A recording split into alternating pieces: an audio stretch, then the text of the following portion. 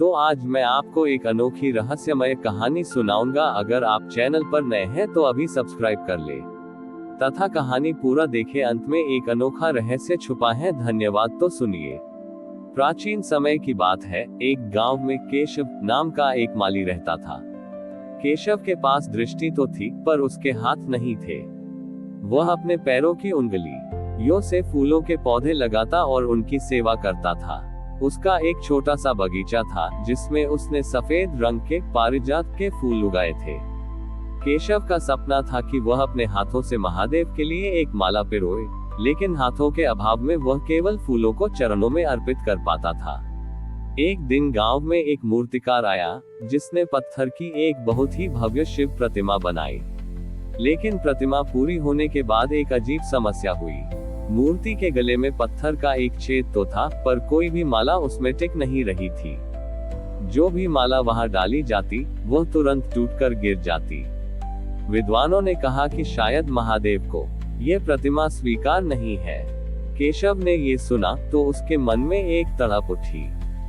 वह रात के समय रेंगते हुए मंदिर पहुंचा। उसने अपने पैरों से बड़ी मशक्कत के साथ पारिजात के फूलों को एक धागे में पिरोना शुरू किया। पूरी रात बीत गई और उसकी बूंदों से उसका शरीर भीग गया, लेकिन उसने हार नहीं मानी।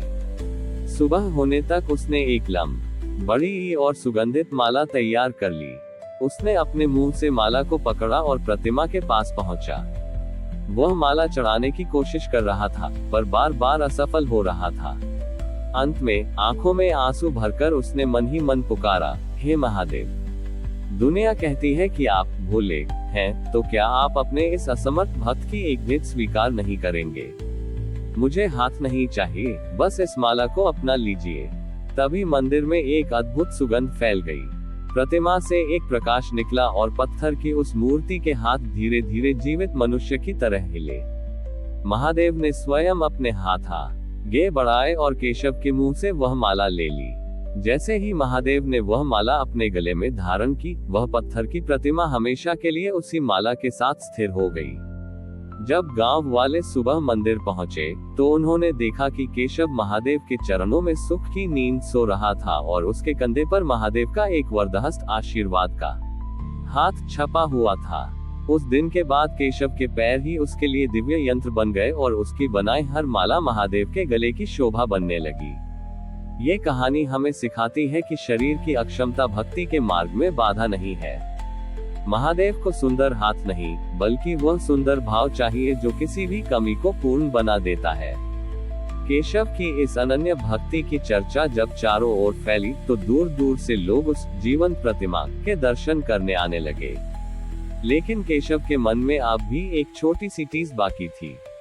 वह सोचता था कि महादेव ने उसकी माला तो स्वीकार कर ली, परंतु वह कभी महादेव की पूजा के लिए जल नहीं भर पाया, क्योंकि बिना हाथों के जल का पात्र उठाना उसके लिए असंभव था। एक बार उस क्षेत्र में भीषण सूखा पड़ा। गांव का कुआं सूख गया और लोग बूंद बूंद पानी के लिए तरसने लगे। मंदिर के पास जो छोटा सा तालाब था, वह भी धूल से भर गया। केशव को सबसे ज्यादा दुख इस बात का था कि उसके प्रिय पारिजात के पौधे सूख रहे थे। वह अपने पैरों से मिट्टी खोदकर नमी तलाशने का बड़ी ही कोशिश करता, पर सब व्यर्थ था। तड़पती दोपहरी में केशव मंदिर के आंगन में थककर बैठ गया। अचानक उसने देखा कि मंदिर की उस पत्थर की प्रतिमा की आंखों से जल की कुछ बूंदें गिर रही हैं। केशव घबरा गया। उसे लगा कि उसके महादेव रो रहे हैं। वह रेंगता हुआ प्रतिमा के पास गया और अपने मस्तक से उनके चरण छुए। जैसे ही के शव का मस्तक महादेव के चरणों से टकराया, मंदिर के फर्श के नीचे से एक गड़गड़ाहट सुनाई दी।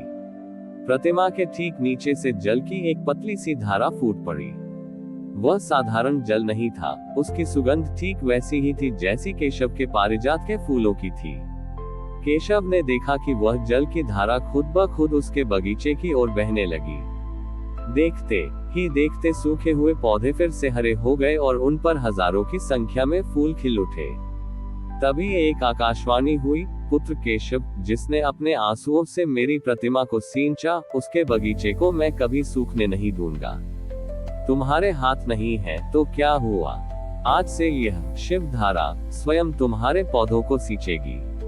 गांव वालों ने जब ये चमत्कार देखा तो उनकी आंखें खुल गईं। जो लोग पहले केशव की अक्षमता पर दया करते थे, वे अब उसकी भक्ति की शक्ति को नमन करने लगे। केशव ने उस जल की धारा को गांव के मुख्य तालाब की ओर मोड़ दिया, जिससे पूरे गांव की प्यास बुझी। केशव ने एक नई बात सीखी, जब हम ईश्वर के लिए कुछ करना चाहते हैं और असमर्थ होते हैं, तो ईश्वर स्वयं हमारे काम को पूर्ण करने के लिए माध्यम बन जाते हैं। वह बगीचा अब पारिजात धाम के नाम से जाना जाने लगा, जहां फूल कभी मुरझाते नहीं थे और जल की वह धारा कभी सूखती नहीं थी।